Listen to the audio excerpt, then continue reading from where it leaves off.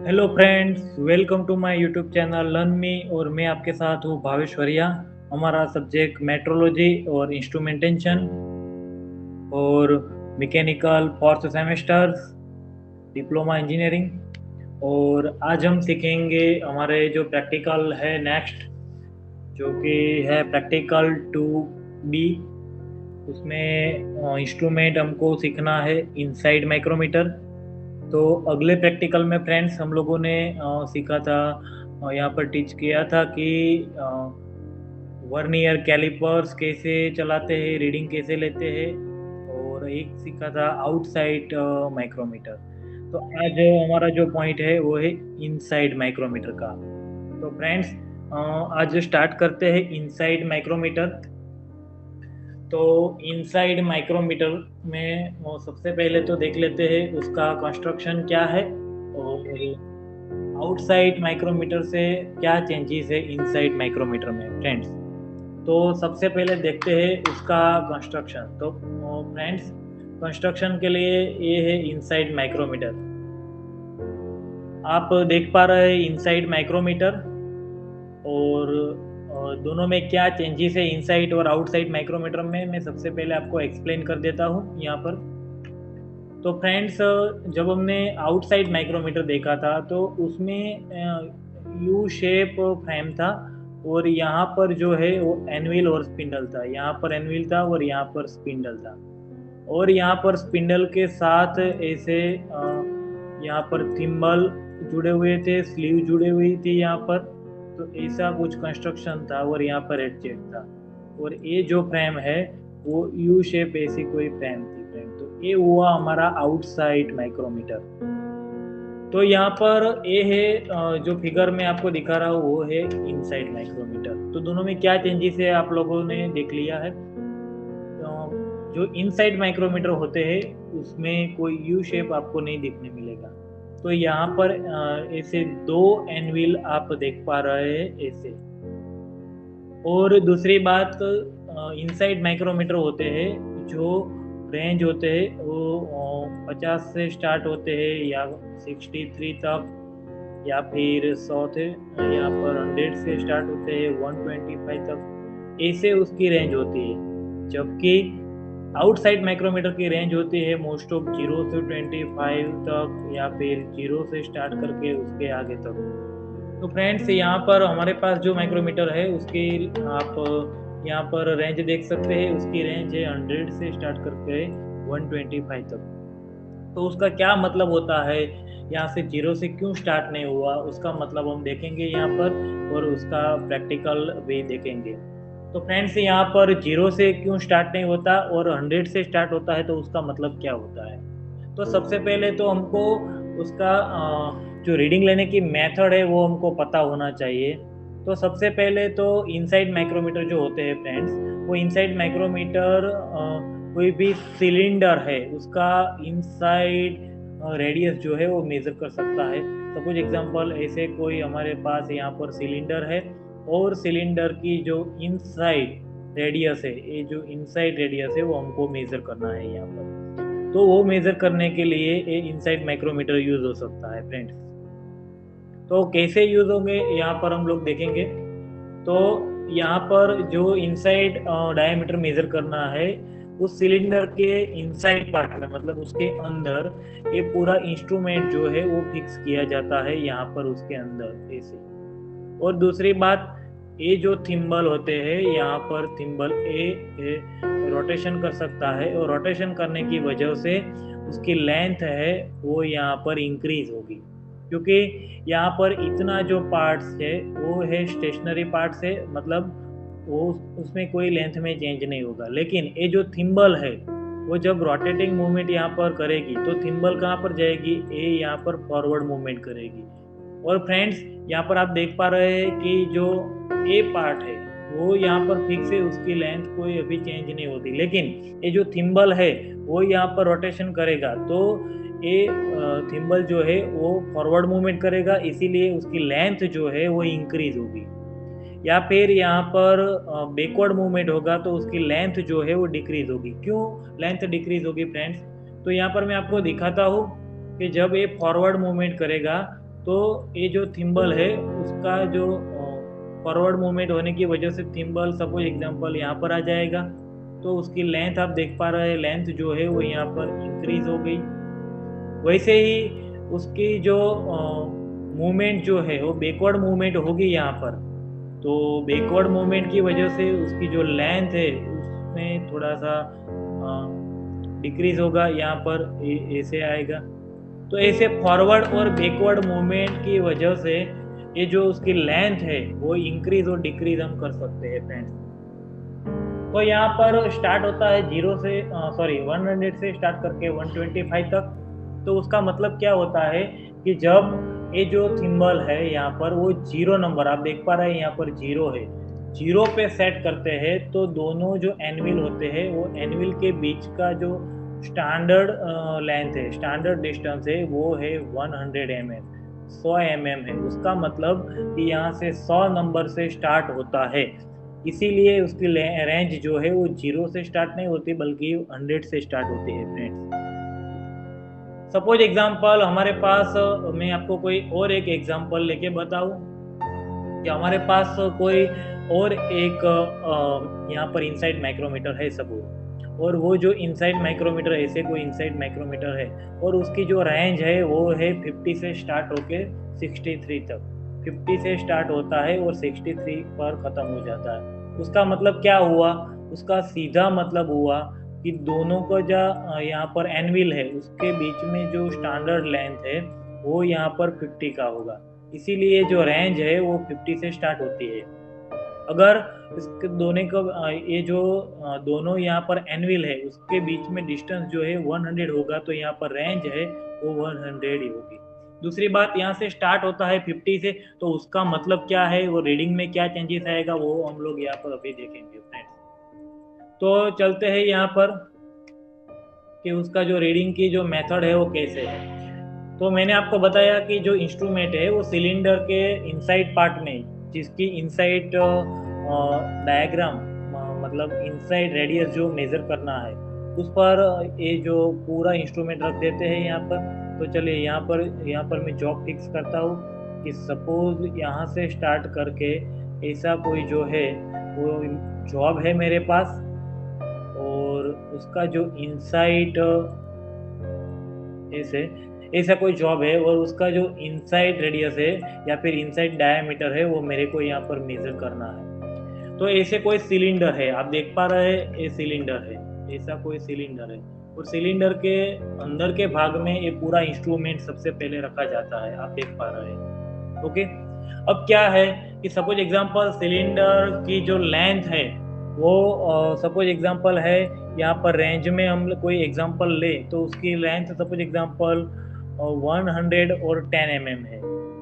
तो क्या होगा कि उसकी जो स्टार्टिंग पॉइंट है 100 से, तो उसका मतलब कि इसकी लेंथ जो है वो इंक्रीज करनी पड़ेगी। तो लेंथ इंक्रीज करने की जो मेथड है यहाँ पर थिम्बल को रोटेशन देना पड़ेगा, और थिम्बल रोटेशन देने की वजह से ये जो थिम्बल वाला पार्ट है वो फॉरवर्ड मूवमेंट करेगा, और फॉरवर्ड मूवमेंट की वजह से उसकी लेंथ चेंज होगी, और लेंथ चेंज होगी तो यहाँ पर ये जो पूरा पार्ट है वो यहाँ पर आ जाएगा।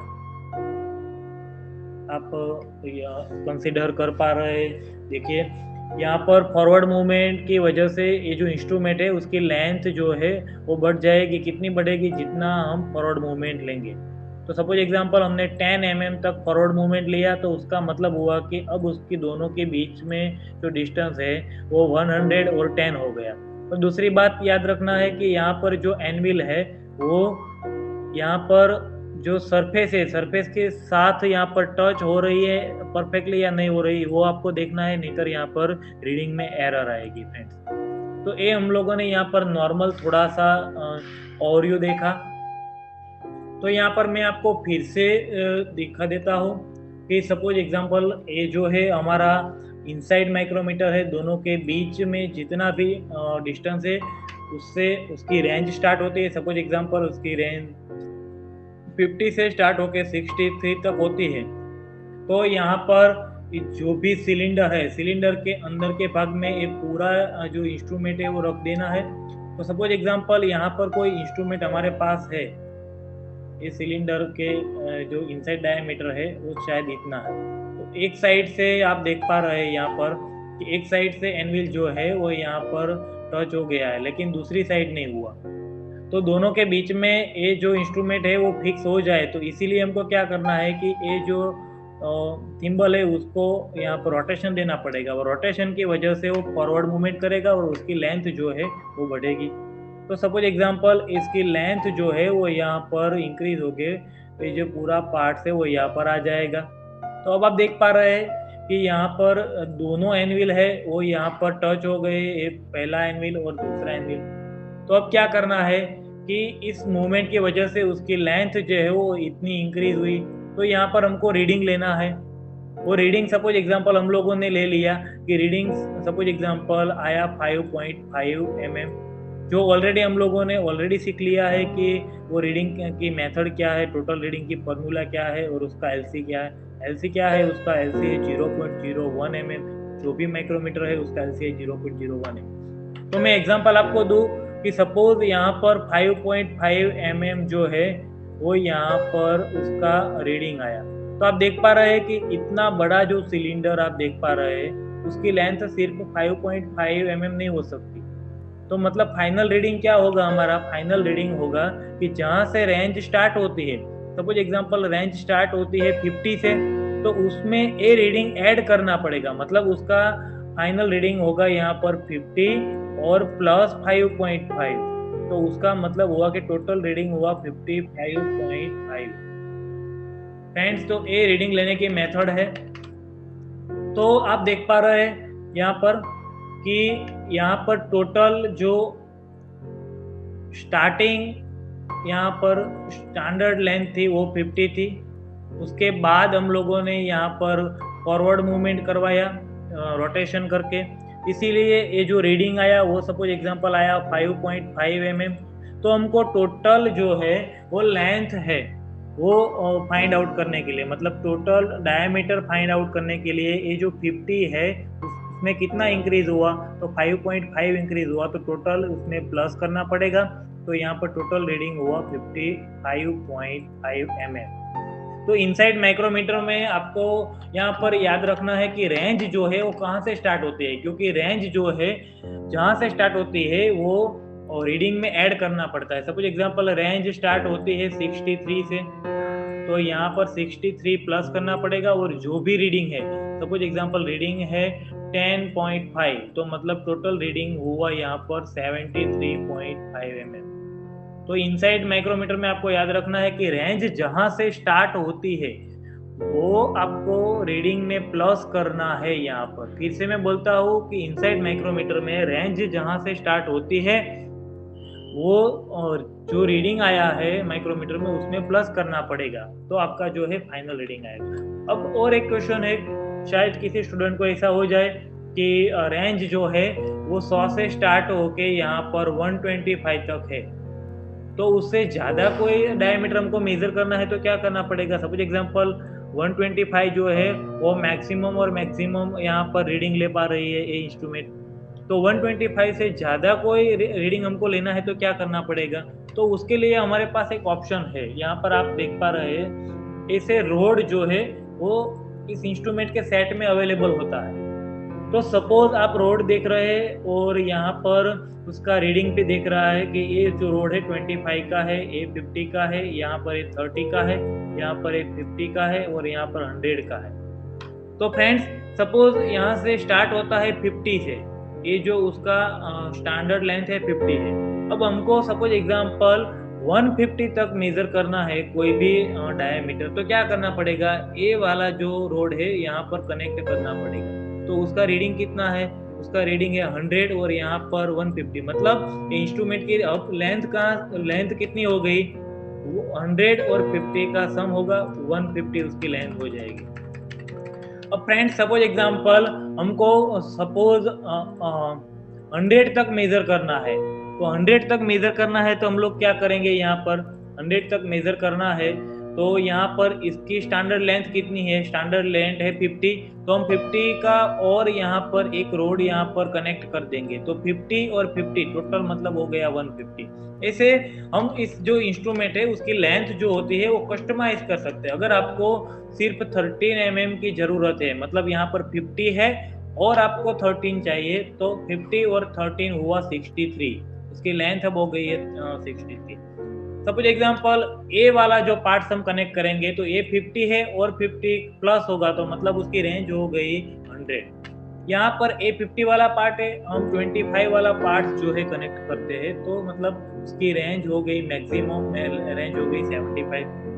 वैसे ही यहाँ पर 100 वाला जो पार्ट जो होते हैं आप कनेक्ट करते हैं, तो 100 और 50 मतलब मैक्सिमम रेंज हो गई 150। तो ये जो इंस्ट्रूमेंट होते हैं उसका एक बहुत बड़ा ये बेनिफिट है कि उसकी जो लेंथ होते हैं फ्रेंड्स, वो आप कस्टमाइज कर सकते हैं, चेंज कर सकते हैं, उसकी लेंथ जो बढ़ा सकते हैं और कम भी कर सकते हैं यहाँ पर ये रोड उसको साथ कनेक्ट करके। हमारा इंस्ट्रूमेंट जो है वो इतना ही है, ये छोटा सा इंस्ट्रूमेंट है जिसकी लेंथ है 50 mm। अब जितना हमको बढ़ाना है, 13 mm बढ़ाना है या 25 बढ़ाना है या 50 बढ़ाना है या 100 बढ़ाना है, कितना इंक्रीज करना है, जो रोड यहाँ से उसके साथ कनेक्ट कर देना है, तो उसकी रेंज जो होते हैं फ्रेंड्स हम कस्टमाइज कर सकते हैं। तो हम एक्सपेरिमेंट पे जाते हैं। तो ये जो पूरा एक्सपेरिमेंट हमारा है इनसाइड माइक्रोमीटर, और जो एम जो है हमारा वो है इंटरनल डायमीटर, मतलब इनसाइड डायमीटर मेजर करना फ्रेंड्स। तो हमको ऑलरेडी पता है कि उसकी जो यहाँ पर उसकी एलसी है, लिस्ट काउंट, वो है 0.01 mm, और ये उसका डायमीटर है यहाँ पर। और मैंने जो आपको बोला था वो स्पिंडल जो अलग अलग साइज में अवेलेबल है वो यहाँ पर आप उसके साथ कनेक्ट कर सकते हैं। ये जो ओरिजिनल स्पिंडल आप देख सकते हैं, जैसी ही आपकी रिक्वायरमेंट है, जितना भी आपको लेंथ इंक्रीज करना है वो यहाँ पर आप कनेक्ट कर सकते हैं फ्रेंड्स। ओके, यहाँ पर जो आप देख पा रहे हैं उसकी रेंज 13 mm, 25, 50, 100, 150, ऐसी सारी रेंज जो अवेलेबल आप देख पा रहे हैं। यहाँ पर 13 mm की रेंज है, यहाँ पर मतलब 13 प्लस होगा, 50 मतलब 15 प्लस होगा, 50 प्लस होगा, 25 तो मतलब 25 प्लस होगा, 100 तो मतलब 100 उसमें प्लस होगा। तो ऐसी कोई भी रेंज जो है वो मार्केट में अवेलेबल है फ्रेंड्स। और दूसरी बात, लिस्ट काउंट जो उसकी फॉर्मूला सेम ही है, तो यहाँ पर लिस्ट काउंट भी सेम होगा। S M as outside vernier मतलब 0.01 mm। टोटल रीडिंग की जो फॉर्मूला होती है वो भी सेम है, total reading is equal to main scale reading plus उसका वर्नियर स्केल, उसका एलसी। जो एज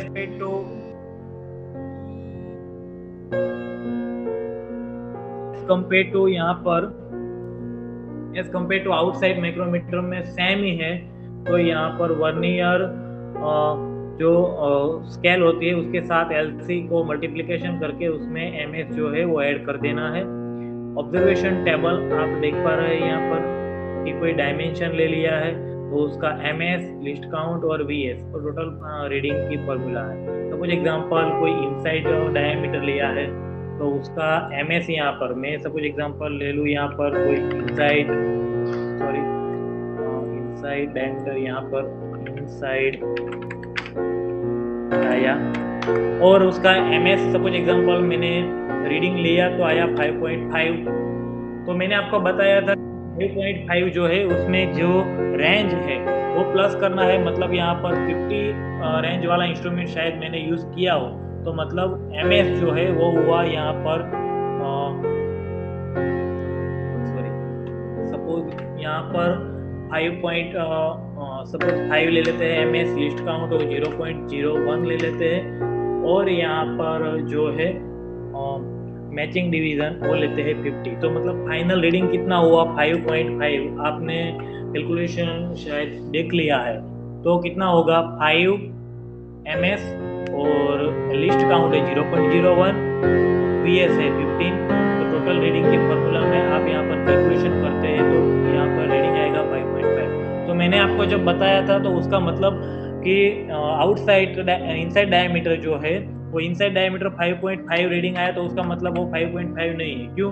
क्योंकि रेंज जो स्टार्ट होती है वो उसमें प्लस करना पड़ता है। तो रेंज स्टार्ट होती है 50 से, तो उसका मतलब हुआ कि यहाँ पर यहाँ पर 5.5 में 50 प्लस करना पड़ता है, तो उसका मतलब हुआ कि टोटल रीडिंग जो है फाइनल रीडिंग वो हुआ 55.5। तो फ्रेंड्स मतलब एक्सटेंशन रोड पर यहाँ पर डिपेंड करता है, अलग अलग साइज में एक्सटेंशन रोड जो है मार्केट में अवेलेबल है। जितनी रेंज का इंस्ट्रूमेंट आप यूज करते हैं वो रेंज का स्टार्टिंग रेंज है वो यहाँ पर फाइनल रीडिंग में ऐड करना पड़ता है, वो आपको याद रखना है। दूसरी बात कि इनसाइड डायमीटर जो होते हैं उसमें मोस्ट ऑफ इनसाइड रेडियस ही मेजर कर पाते हैं और कोई हम यहाँ पर नहीं मेजर कर पाते। ओके फ्रेंड्स, तो यहाँ पर एक उसकी रीडिंग लेने की फॉर्मूला जो हमने ऑलरेडी देख लिया है। हमने जब आउटसाइड माइक्रोमीटर जो कवर किया था तो उसकी रीडिंग लेने की फॉर्मूला हम लोगों ने देखी थी। तो ए है हमारा स्लीव और ए है हमारा थिम्बल। तो उसका रीडिंग देखिए, यहाँ पर 5 है और ए वाला 6 और ए वाला 7, मतलब मेन स्केल कितना हुआ, 7 हुआ। और कौन सा डिवीजन जो है वो सेंट्रल लाइन से मैच होता है, ए है सेंट्रल लाइन। तो कौन सा डिवीजन मैच होता है, ए वाला डिवीजन मैच होता है। तो अब देखिए 35, 36 और 37, मतलब 37 वाला डिवीजन जो है वो मैच होता है। उससे आप एलसी जो है मल्टीप्लिकेशन करते हैं तो 0.01, तो उसका मतलब हुआ 37 और 0.01, उसका मतलब हुआ यहाँ पर 0.37, तो दोनों का सम करते हैं तो फाइनल रीडिंग बनते हैं 7.37। तो यहाँ पर एक पूरा प्रैक्टिकल था फ्रेंड्स इनसाइड माइक्रोमीटर का, जो कि उसका यहाँ पर नंबरिंग था 2 मतलब 2B आप देख पा रहे हैं। और उसका ओरिजिनल डायग्राम में फिर से आपको दिखा देता हूँ। ए वाला जो इंस्ट्रूमेंट है वो मोस्ट ऑफ सारी जगह पर यहाँ पर यूज होता है। यहाँ पर कौन सी रेंज में स्टार्ट होता है वो आपको देखना है। हम उसकी रेंज जो है वो इंक्रीज कर सकते हैं और डिक्रीज भी कर सकते हैं फ्रेंड्स। तो ए प्रैक्टिकल था, practical number 2B inside micrometer. और मैं आपके साथ था भावेश्वरिया, चैनल विथ लर्न मी। तो फ्रेंड्स हमारी जो चैनल है उसको लाइक करें और सब्सक्राइब भी करें और वीडियो को शेयर करें फ्रेंड्स। इससे क्या होगा, शेयर करते हैं तो बहुत सारे फ्रेंड्स को ये नोटिफिकेशन मिलती है और सब्सक्राइबर बढ़ते हैं तो मेरे को भी थोड़ा सा यहाँ पर जो है लेक्चर बनाने का जो मूड है वो बढ़ेगा और आपको ज़्यादा से ज़्यादा यहाँ पर लेक्चर मिलेगा फ्रेंड्स। तो थैंक्स फॉर वॉचिंग। आपने ये लेक्चर देखा, अगर आपको थोड़ा सा भी डाउट है तो आप उसमें कमेंट कर सकते हैं या वीडियो फिर से रिवाइज कर सकते हैं फ्रेंड्स। तो thanks for watching this video and thanks for support me. मेरे को ज़्यादा से ज़्यादा सपोर्ट करने के लिए ये जो चैनल है उसको सब्सक्राइब करिए। Thank you for watching. मैं था भावेश्वरिया, channel learn with me. Thank you very much.